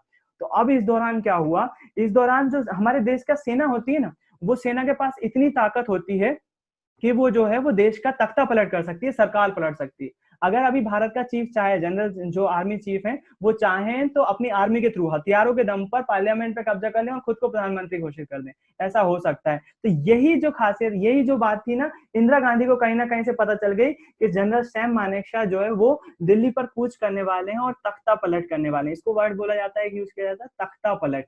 तख्ता पलट में क्या होता है, सेना जो है वो देश पर शासन करने लगती है, क्योंकि सेना के पास हथियार है, जिसके पास ताकत है उसके पास सब कुछ है, तो सेना जो है वो कर सकती है। अब इस दौरान इंदिरा गांधी को जब इसका भय हुआ, तो उन्होंने जनरल सैम मानेकशॉ को बुलाया और उनसे पूछा, मुझे पता चला है कि आप तख्ता पलट करने वाले हैं, फिर से मैं आपको भाव सुना रहा हूँ, शब्द ये नहीं होंगे। तो इन्होंने, इंदिरा गांधी ने इनसे बोला कि मुझे ऐसा समझ में आ रहा है कि जो है वहां पर तख्ता पलट करने वाले हो आप, जनरल सैम मानेकशॉ से पूछा। तो सैम मानेकशॉ ने रिप्लाई में उनका उत्तर दिया, आपको क्या लगता है, क्या मैं ऐसा करूंगा? तो उन्होंने, इंदिरा गांधी जी ने जो है वो मना कर दिया, नहीं मुझे ऐसा नहीं लगता। तो बोले, फिक्र मत करिए, मैं बिल्कुल नहीं करूंगा ऐसा। यहाँ पर इस अहमियत, इस जो इनका डिसीजन था, इसकी अहमियत कितनी बढ़ जाती है, आपको पाकिस्तान के इतिहास से पता चलेगा। पाकिस्तान में बहुत बार, पता नहीं, मुझे तो एग्जैक्टली पता भी नहीं है कितनी ही बार जो है वो तख्ता पलट कर चुकी है सेना, बहुत बार। जनरल मुशर्रफ का केस 1999 में जो हुआ था, वो यही केस था। वहां पर जो है वो एक तरह से तख्ता पलट जो है वो पाकिस्तान की आर्मी ने कर दिया था, प्रधानमंत्री को हटा दिया था, खुद अपने हाथ में शासन ले लिया था। यहाँ पर सैम मानेकशॉ जैसे लीडर थे, सेना अध्यक्ष थे, जिनके पास जनता का सपोर्ट था, वो चाहते तो इंदिरा गांधी को तुरंत हटा सकते थे पद पे, और वो खुद अपने आप को प्रधानमंत्री घोषित कर सकते थे, एक तानाशाह की तरह जैसे बन सकते थे। लेकिन भारत की ये खूबी है जो कि उसे दुनिया से जो है वो अलग बनाती है, एक सेना प्रमुख जिसके पास इतनी ताकत है कि वो भारत पे आसानी से शासन कर सकता है, वो प्रधानमंत्री के सामने साफ मना कर देता है कि मुझे पीएम की पोस्ट बिल्कुल भी प्यारी नहीं है, या फिर मुझे कोई लेना देना नहीं है। और वहीं पाकिस्तान जैसे जो शरीके देश हैं, उनके सैनिक तानाशाह जो है इस ताकत का जो है वो फायदा उठाते हैं। ये हमारी आत्मा है, ये भारत की आत्मा है। हमें पद जरूर मिले, लेकिन हम जो है वो सिस्टम को बनाए रखते हैं, हम जो है वो तंत्र में विश्वास करते हैं, और हमारे इन्हीं लीडर्स की वजह से, जनरल सैम मानेकशॉ और के.एम. करियप्पन जैसे लीडर्स की वजह से हमारा लोकतंत्र अभी तक बना हुआ है, दृढ़ता से बना हुआ है।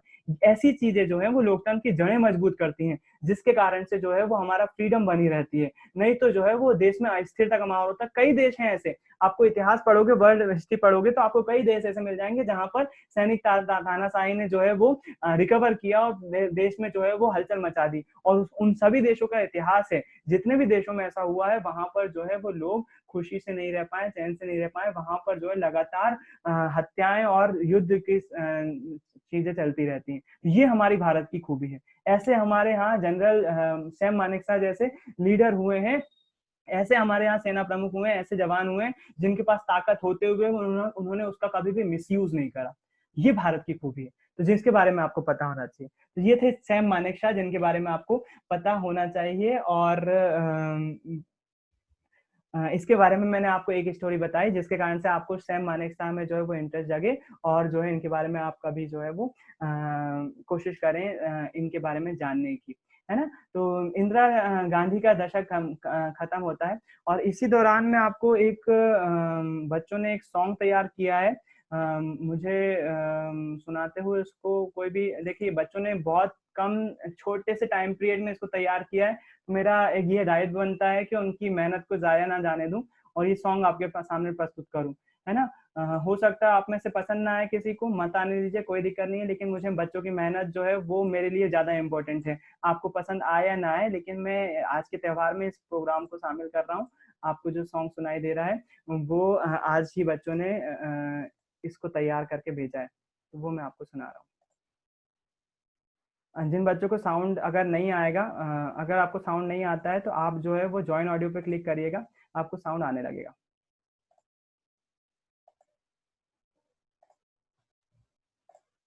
लहू को बहाया जिसने पानी के देश से, जवानी मिटा के बलिदान को, तिरंगे के साए में कटाए जो सर है, वो बलिदान वीर जन्मों जन्मों अमर है। तिरंगे की साए में कटाए जो सर है, वो बलिदान वीर जन्मों जन्मों अमर है। जरूरत है फिर से उनकी, जरूरत है फिर से उनकी, हिंदुस्तान को भुला देंगे कैसे उनके बलिदान को, भुला देंगे कैसे उनके बलिदान को, भुला देंगे कैसे। Thank you. तो ये सॉन्ग था हमारे सामने कक्षा 9 की कशिश ने प्रस्तुत किया। कशिश, मुझे पता नहीं है आपके साथ और भी कोई था, मैंने आपसे पूछा था, आपका रिप्लाई नहीं आया, लेकिन बेटा बहुत शानदार, आपने इतने शॉर्ट नोटिस पे इतना अच्छा गाना परफॉर्म किया, उसके लिए आपका बहुत बहुत धन्यवाद। और सभी के लिए जो है वो मैं सभी की तरफ से आपका धन्यवाद करता हूँ कि आपने कम से कम जो है वो कुछ करा, ताकि आपको जो है वो याद रह जाए इस त्योहार के बारे में, इस मूवमेंट के बारे में। बेटा बहुत बहुत धन्यवाद। पीछे आपको जो है वो इंडिया गेट दिख रहा है। इंडिया गेट जो है वो हमारे देश में जो है वो दो मॉन्यूमेंट्स है, स्मारक एक ऐसे ही है। एक इंडिया गेट है जो दिल्ली में है, और गेट वे ऑफ इंडिया जो है वो हमारा जो है वो मुंबई में है ना। ये इंडिया गेट है दिल्ली में। आप कभी दिल्ली में जाएंगे अगर इंडिया गेट, हालांकि मैं भी नहीं गया हूँ, लेकिन मैंने सुना नहीं है, देखा भी है वीडियो में। जो इंडिया गेट है, इस पर जो है वो हर एक ईंट पर जो है वो शहीदों के नाम लिखे हुए हैं, है ना। जितने भी शहीद हुए थे, ये अंग्रेजों ने बनवाया था, तो द्वितीय विश्व युद्ध में जितने हमारे भारतीय जवान शहीद हुए थे, उनके नाम भी इस पर लिखे हुए हैं। और मुझे लेटेस्ट का नहीं पता कि अभी के जवानों के नाम लिखे हुए हैं कि नहीं, लेकिन आप अगर दिल्ली में जाएं तो कभी भी इस स्मारक को जरूर देखिएगा, है ना। ठीक है, अब जो है हम आगे बढ़ते हैं, अपने कार्यक्रम को आगे बढ़ाते हैं और अपने आखिरी पोर्शन पे चलते हैं, जिसमें मैं 2 वीरों की कहानी आपको एक साथ सुनाने वाला हूँ। वो कहानी है करगिल युद्ध के विषय में, है ना? आप में से कई बच्चों ने ये कहानी सुनी हुई होगी ऑलरेडी, लेकिन मैं फिर भी सुनाऊंगा क्योंकि आप में से बहुत सारे बच्चों ने नहीं भी सुनी होगी। कई बच्चे जो है वो पहली बार सुन रहे हैं ये कहानी, इसके कारण से मैं बिल्कुल आपको सुनाना चाहूंगा। पहली कहानी है कैप्टन विक्रम बत्रा की। तो आपको जो पीछे मेरे तस्वीर दिख रही है, कैप्टन विक्रम बत्रा जी की तस्वीर है और ये जो है वो करगिल युद्ध में जो है वो शहीद हुए थे। करगिल हमारा जो इलाका है, मैं छोटे बच्चे को यहाँ पर स्क्रीन पे दिखा देता हूँ जिसके कारण से वो समझ सकेंगे कश्मीर का जो एरिया है वो कैसा एरिया है।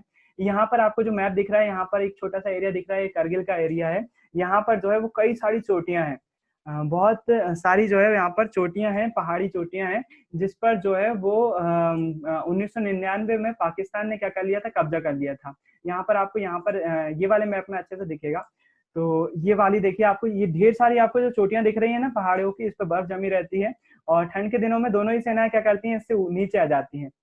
तो ये करगिल वाला इलाका है जहाँ पर ढेर सारी चोटियां हैं। तो अब यहाँ पर हुआ क्या, 1999 में पाकिस्तानी सेना जो है वो, ठंड के दिनों में हमारी सेना नीचे उतर आई थी, लेकिन पाकिस्तानी सेना ने क्या करा, हमसे पहले ही जो है वो करगिल की कई चोटियों पर जाकर कब्जा कर लिया। अब जब कब्जा कर लिया तो भारतीय सेना को बड़ी बड़ी देर से पता चला इस बारे में, और इस दौरान हमारे देश के प्रधानमंत्री थे माननीय स्वर्गीय अटल बिहारी वाजपेयी जी। उन्होंने जो है वो करगिल युद्ध पर जो है वो अपना उनको जो है वो पीछे रखा गया। सेना ने कुछ हद तक इसको लाइट में लिया, सेना को लगा कुछ घुसपैठ हुई होगी, हम संभाल लेंगे। उन्होंने प्रधानमंत्री को इसमें शामिल नहीं किया। जब तक शामिल किया प्रधानमंत्री को, जब तक बहुत देर हो चुकी थी। पाकिस्तान के जो सैनिक थे वो बहुत ज्यादा चोटियों पर जो है वो कब्जा कर चुके थे। तो इस दौरान जो है वो हमारी सेना ने फिर उसके बाद कार्रवाई शुरू करी उस पर, और करगिल की चोटियों पर जो है वो हमला शुरू किया गया। लेकिन करगिल की चोटियों पर जो थी वो जो लड़ाई थी, वो जो दुश्मन बैठा हुआ था वो ऊपर बैठा हुआ था और उससे ऊंचाई का जो है वो फायदा मिल रहा था। और भारतीय सैनिकों को जो है वो ऊंचाई पे जाने, पहाड़ी पे चढ़ने में दिक्कत होती है ना, सामने वाला ऊपर से तो आसानी से देख लेता है, लेकिन नीचे से जो है वो परेशानी होती है और छुपने के रास्ते कई बार नहीं होते, कई बार चढ़ाई बहुत ज्यादा होती है, कई सारी परेशानी। और जैसे ऊंचाई बढ़ती है तो ऑक्सीजन भी कम हो जाती है और वहां पर कोहरा भी बहुत रहता है। इन सभी चीजों ने, प्राकृतिक चीजों ने जो है वहां पर लड़ाई को और ज्यादा मुश्किल बना दिया। तो भारतीय सेना को जो है वो खासी तकलीफ उठानी पड़ रही थी अपनी जो पाकिस्तानी चौकियों को हराने के लिए। उसमें से एक कहानी जो लेके आया हूँ मैं, विक्रम बत्रा जी की लेके आया हूँ। ये जो थे वो सेना की जैक टुकड़ी से वास्ता रखते थे।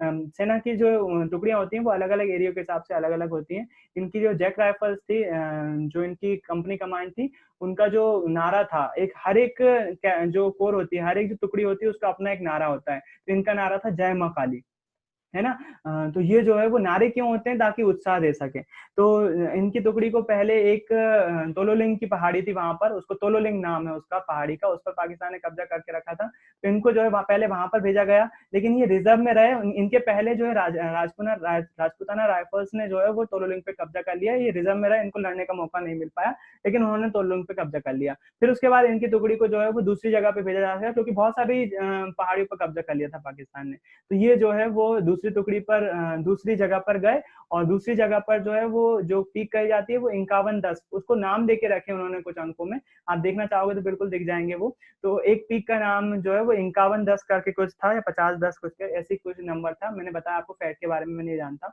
तो उस पीक पर जो है वो इनको एक इनके साथी को, 2 लोगों को जो है वो आगे भेजा गया था कि आप लड़ो। और वहां पर जो है वो ऑलरेडी 18 ग्रेनेडियर्स, एक और टुकड़ी थी, वो ऑलरेडी बहुत सारी कैजुअलिटी झेल चुकी थी उसके पहले। तो जो है इनको भेजा गया वहां पर, और इन्होंने जो है हर एक जो कंपनी कमांडर होता है जिसको भेजा जाता है लड़ने के लिए, उसका एक सीक्रेट कोड होता है, जिसको वो आखिरी में देता है कि ये कोड देने के बाद क्या हो जाता है कि हम विक्ट्री पा चुके हैं, हम विजय पा चुके हैं, हमारा कब्जा हो चुका है। तो इनका जो कोड था वो ये दिल मांगे मोर था। आप में से बहुत सारे बच्चों ने पेप्सी की पुरानी एडवर्टाइज नहीं देखी होगी। पुरानी एडवर्टाइज में जो पेप्सी की टैगलाइन थी वो थी ये दिल मांगे मोर। तो जो कैप्टन विक्रम बत्रा जी थे, इन्होंने भी अपना कोड जो रखा था वो ये दिल मांगे मोर रखा था। और ये जो है वो, इनके साथ एक और कमांडर थे, उन्होंने अपना कोड ओ या रखा था। तो इन्होंने जो है वो आसानी से फिर वर्ड यूज कर रहा हूँ मैं, कोई भी लड़ाई आसान नहीं होती है। तो अपना वीरता, जाहिर सी बात है इसमें घायल भी हुए ये, लेकिन उस चोटी को जो है वो फतह कर लिया। इस दौरान इनकी कुछ गोलियां भी लगी थी, कहाँ कहाँ लगी थी वो कुछ ज्यादा डाटा नहीं है, लेकिन घायल हुए थे ये। तो ये जो है वो वहां पर पहुंच गए। और अच्छी बात ये रही कि यहाँ पर भारतीय का, इनकी जो टुकड़ी थी इसमें से एक भी सैनिक जो है शहीद नहीं हुआ था। करगिल में जो है वो 150 से ऊपर सैनिक शहीद हुए थे, लेकिन वो आंकड़ा फिक्स नहीं, क्योंकि कई घायल हुए थे और कई की डेड बॉडीज नहीं मिली, वो सारी चीजें बातें हैं, है ना। तो वो वहां पर जो है वो हमारे सैनिक शहीद हुए थे। और इनकी टुकड़ी की खासियत ये रहेगी, जब उन्होंने 51-10 को जब कब्जा किया, जो भी पॉइंट था उसकी चोटी का, इनके टुकड़ी का एक भी जवान शहीद नहीं हुआ था। तो ये इनकी एक खूबी थी। अब ये वहां से जीत कर आ गए थे, तो इनकी कंपनी को एक और ऑर्डर मिला, दूसरी पीक थी एक 40-20 ऐसे कुछ नाम था उसका, दूसरी पीक पर भी इनको जो है वो भेजना, इनकी कंपनी को भेजा गया।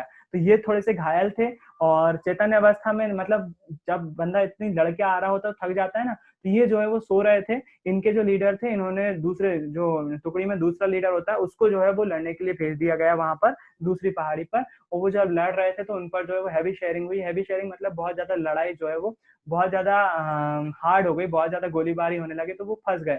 उनके पास एम्यूनेशन भी खत्म हो गया, क्योंकि वो एक पूरा दिन जो है वो लड़ रहे थे। तो ऊपर अब पहाड़ी पे बंदा जा रहा है लड़ने के लिए, तो गोलियां चलाएगा, गोलियां खत्म भी होंगी, तो लाने वाला भी तो कोई होना चाहिए। तो जो है वो इनको जो है वो, इनको कंपनी कमांडर भेजने के लिए तैयार नहीं थे, क्योंकि ऑलरेडी घायल थे और थके आ रहे थे। लेकिन इन्होंने जो है वो फोर्स किया, इनको जो है जबरदस्ती इनके कंपनी कमांडर को बोला कि सर मैं जाना चाहता हूँ, मुझे जाने दीजिए। और जब तक जो है इन्होंने जब पहली चोटी जीती थी, उसकी वीरता की कहानी पाकिस्तान तक पहुंच गई थी। और जो है वो पाकिस्तानी सेना में इनका खौफ था, और भारतीय सेना इनके नाम से बहुत। जैसे ही ऊपर जो टुकड़ी लड़ रही थी, इनके सैनिक जो साथी लड़ रहे थे, उनको पता लगा कि आपका एमिनेशन खत्म हो रहा है, तो आप थोड़ी देर और लड़िए, विक्रम बत्रा जो है वो आपके पास आ रहे हैं। जैसे विक्रम बत्रा का नाम लिया, तो इनको वो जो है वो शेर शाह बोलते थे। जो टुकड़ी में इनका जो नाम चलित था वो शेर शाह था, क्योंकि लड़ते इस कदर थे, लड़ते इतनी जाबाजी से, इनका नाम शेर शाह पड़ गया था।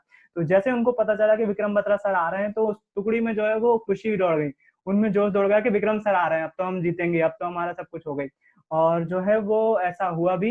इन्होंने जो है वो उतर जाकर जो है वो फ्लैट एरिया था एक, वहां पर उस जगह को भी जीता। लेकिन जब आगे बढ़ रहे थे, एक चोटी उसी हिली एरिया पे और ज्यादा चोटी कवर करने के लिए जा रहे थे, तो इनके एक साथी को गोली लग गई। और उस साथी को बचाने के लिए इन्होंने अपने एक साथी से बोला कि जो है वो मुझे आप कवर, अपन दोनों जो है वो इसको खींचकर छांव में ले आएंगे, बचा लेंगे, ताकि जान बच जाए इसकी। तो इन्होंने बोला, इनके साथ जो साथी था वो शादीशुदा था, तो इन्होंने बोला कि सामने मैं रहूंगा, क्योंकि मेरी शादी नहीं हुई है, और मैं जो है वो, मुझे कोई दिक्कत नहीं होगा, तुम्हारे घर में बीवी बच्चे हैं, तो तुम पीछे रहना, मैं आगे रहूंगा। ये आगे रहे, और अनफॉर्चुनेटली जिसका डर था वही हुआ। जब उनको उनका जो घायल व्यक्ति था, उनको सैनिक था, उनको उठाने लेके जा रहे थे, तो एक स्नाइपर राइफल ने इनके सीने पे गोली मारी। और वहां पर जो उसके बाद अगला जो है वो एक मोटर मतलब रॉकेट लॉन्चर जैसे होते हैं, जो कि फटते हैं तो उसमें से पिघला हुआ लोहे के छर्रे निकलते हैं, और वो लोहे का छर्रा जो है इनके सर में धंसा, और कैप्टन विक्रम बत्रा जो है वो वहीं पर शहीद हो गए। तो विक्रम बत्रा ने एनडीए से ज्वाइन करी थी, और ये कैप्टन थे। और अधिकारी, इनका लाइव इंटरव्यू भी पड़ा हुआ है, आप यूट्यूब पर जाकर देख सकते हो, है ना। तो ये थे हमारे, इनका एक क्वार्ट था जो कि पीछे लिखा हुआ है, I will either come back after raising the Indian flag in victory और return wrapped in it. Hindi का मतलब ये होता है कि मैं वापस तो आऊंगा, इतना तय है कि मैं वापस आऊंगा, चाहे तो तिरंगे को लहरा कर आऊंगा, चाहे तो तिरंगे में लिपट कर आऊंगा, लेकिन मैं वापस जरूर आऊंगा। ये इनके क्वार्ट थे, ये इनके शब्द थे। और ये दिल मांगे मोर तो फिर उसके बाद बहुत ज्यादा हिट हो गया, और पूरे देश में विक्रम बत्रा का नाम हो गया। तो आप में से कई लोगों ने पहली बार कहानी सुनी होगी। आई होप आपको मजा भी आया होगा। अगले पार्ट के लिए और आखिरी पोर्शन के लिए, जिसमें मुझे सेल्फी भी क्लिक करना है, एक बार और आपको कनेक्ट होना पड़ेगा, इसलिए आखिरी बार एक बार और फिर से कनेक्ट हो जाओ, क्योंकि 1 मिनट का टाइम बचा हुआ है। जो बच्चे आखिरी बस खत्म करने वाले हैं प्रोग्राम, बस एक कहानी और सुना के मैं खत्म कर दूंगा। तो जो बच्चे सेल्फी में रहना चाहते हैं, जुड़ना चाहते हैं, तो एक बार फिर से ज्वाइन कर लो, बस आखिरी बार बस। मेरे दोस्तों को सलाम दे, ऐ मेरी ज़मीं महबूब मेरी नस नस में तेरा इश्क भर, फेंकाना पड़े कभी रंग तेरा जिस्मों से निकल के खून गए।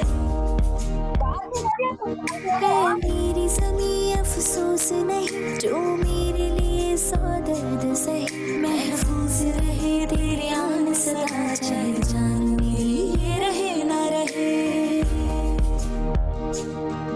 तेरी मिट्टी में मिल जावां गुल बन के, मैं खिल जावां इतनी सी है दिल की आरज़ू। तेरी नदियों में बह जावां, तेरे खेतों में लहरावां इतनी सी है दिल की आरज़ू।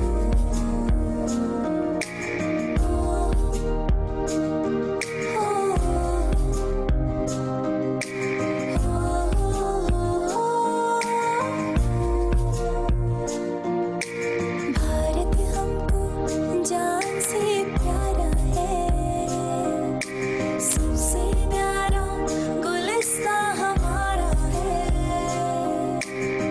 सदियों से भारत भूमि दुनिया की शान है, भारत माँ के चरणों में जीवन कुर्बान है।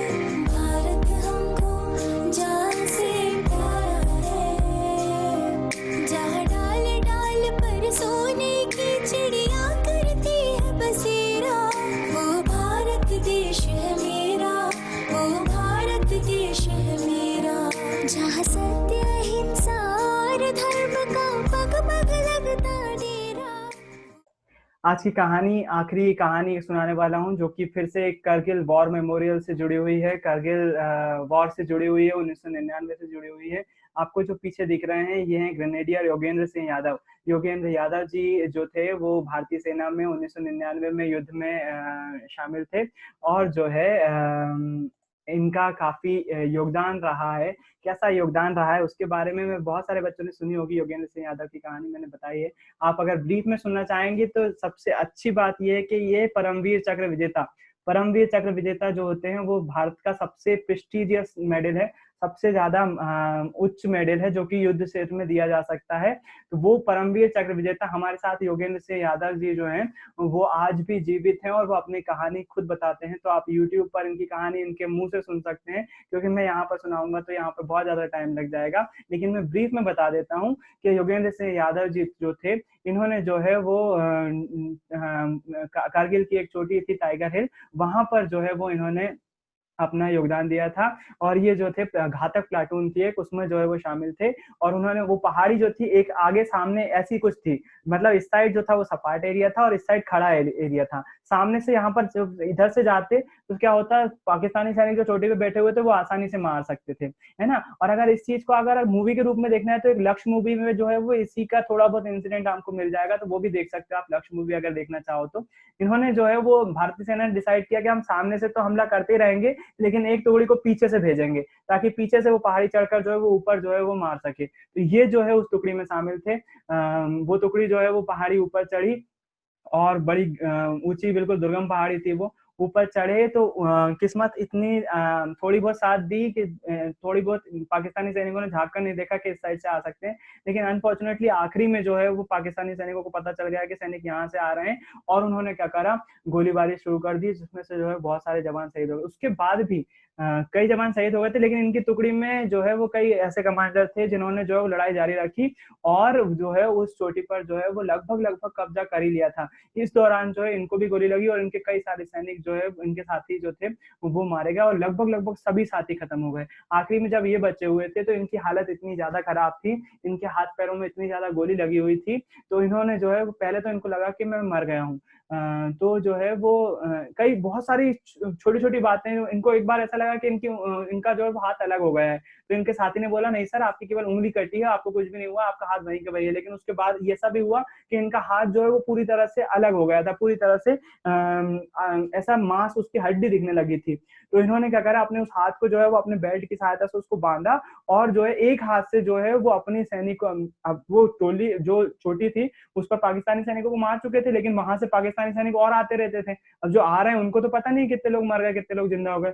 तो ये क्या करे, इन्होंने अपने मशीन गन ली अपने साथियों की, और उसको अलग अलग जगह पे लगा दिया, और खुद अकेले 4-5 जगह पे जाकर फायरिंग करते थे, जिससे जो आ रहे हैं पाकिस्तानी सैनिक उनको लगे कि अकेला जिंदा नहीं है, बहुत सारे लोग जिंदा है। लेकिन जो है उस दौरान क्या हुआ, अकेले कब तक लड़ते। तो एक इंसिडेंट एक टाइम ऐसा आया कि ये जो है वो बिल्कुल चित्त हो गए और जो है वो उसी दौरान उसको गोली चलाने से पहले जो है कि घटना है कि इनके पास जो है वो जब सब लोग शहीद हो गए थे इनके साथी, तो पाकिस्तानी सैनिक आए देखने के लिए कि कौन बचा है कौन जिंदा है। तो वो पाकिस्तानी सैनिक आए, जितने लोग मरे हुए थे, जितने हमारे जवान शहीद हुए थे, सबको गोली मारने लगे वहां पर। गोली मारने लगे तो शरीर उनके ऐसे उचकते जो भी मर रहे थे। अब ये जिंदा थे, थोड़ी बहुत जान बाकी थी इनको, तो ये जो है वो मरे होने का नाटक करते रहे, क्योंकि घायल बहुत ज्यादा थे तो उनको यही लगा। एक पाकिस्तानी सैनिक इनके पास आया और जो है वो इनके जो है वो गोली मारी, किस्मत सीने पे गोली मारी थी, लेकिन सीने में किस्मत से ही अच्छा रखा था, ये कुछ कॉइन रखे हुए थे, तो वो गोली कॉइन में लगी और इनको थोड़ा सा झटका तो लगा पहले, तो इनको ऐसा लगा कि ये जो है वो अब नहीं बच पाएंगे, लेकिन फॉर्चुनेटली जो है ये बच गए उस हमले से भी। उसके बाद क्या करा, इन्होंने एक ग्रेनेड निकाला और उस ग्रेनेड को जो है वो खोलकर जो है वो ऊपर की तरफ फेंक दिया, और वो ग्रेनेड जो है वो पाकिस्तानी सैनिक की जो टोपी होती है ना ठंड में जो कैप लगाते हैं, उसमें गिरा। वो जैसे ही उसमें गिरा तो वो जैसे फटा तो पाकिस्तानी सैनिक जो है उसमें मारे गए। एक इंसिडेंट ये हुआ था। और उसके बाद इन्होंने क्या करा, इनको ऐसा देवी आभास हुआ कि कोई इनसे बोल रहा है कि बेटा तू ये जो नाली दिख रही है ना, यहाँ से सरक जा, यहाँ से नीचे की तरफ गिर जा। और इन्होंने वैसे ही करा, अपने हाथ को संभालते हुए घायल अवस्था में, बिल्कुल मरणासन अवस्था में से 20 से ज्यादा गोली लग चुकी थी इनको, मरणासन अवस्था में उस नाली की तरफ बढ़े और नाली से फिसलते हुए जो है वो नीचे आ गए। और जब नीचे आए तो पहले तो इनको लगा कि मैं पता नहीं कहाँ से फिसल के कहीं पाकिस्तान में तो नहीं आ गया हूँ, लेकिन कुछ देर बाद भारतीय सैनिकों ने इन्हें देख लिया और जो है इनकी तरफ दौड़े, इनको बचाने के लिए इनको बचा लिया गया। और सबसे अच्छी बात ये रही कि ये जीवित थे, तो इन्होंने कंपनी कमांडर को बता दिया कि पाकिस्तानी सैनिक, हमने हमारे साथ ऐसा ऐसा हुआ, हमने ऐसा ऐसा कर दिया, पाकिस्तानी सैनिक आ रहे हैं, इस जगह से आ रहे हैं, पूरी लोकेशन बता दी उन भारतीय सैनिकों को। तो इनकी बताई हुई लोकेशन के कारण से ही वो हिल को जो है वो वापस से कब्जा कर पाए।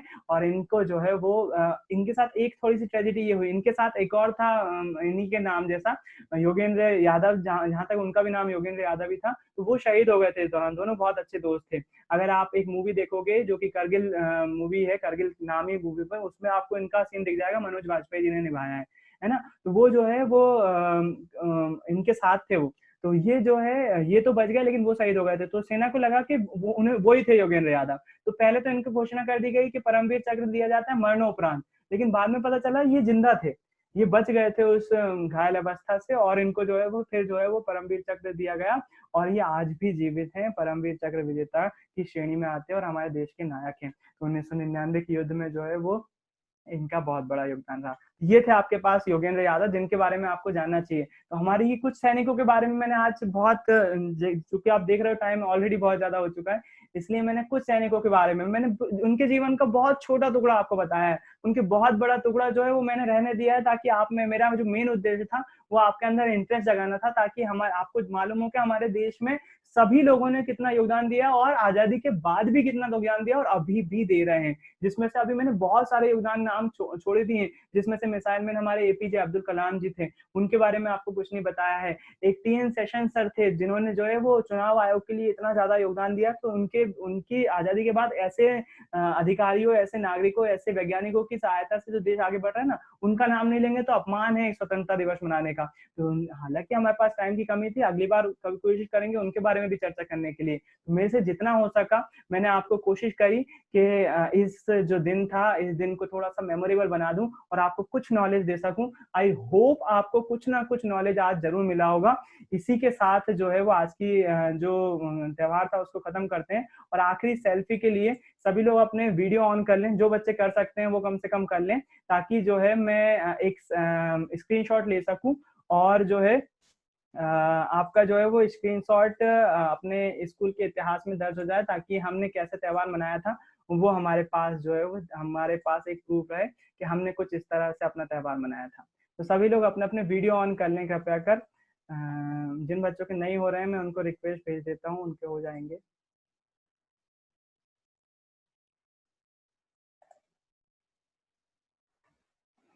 दो मिनट सभी लोग ऑन कर लें, फिर उसके बाद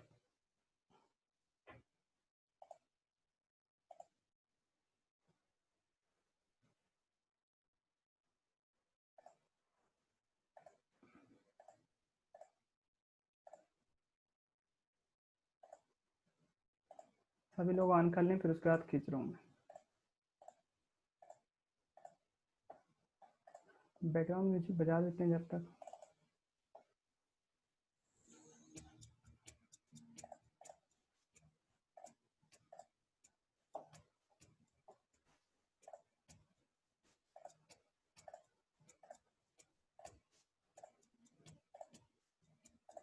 अभी नहीं हंसना, जब बोलूं तब हंसना।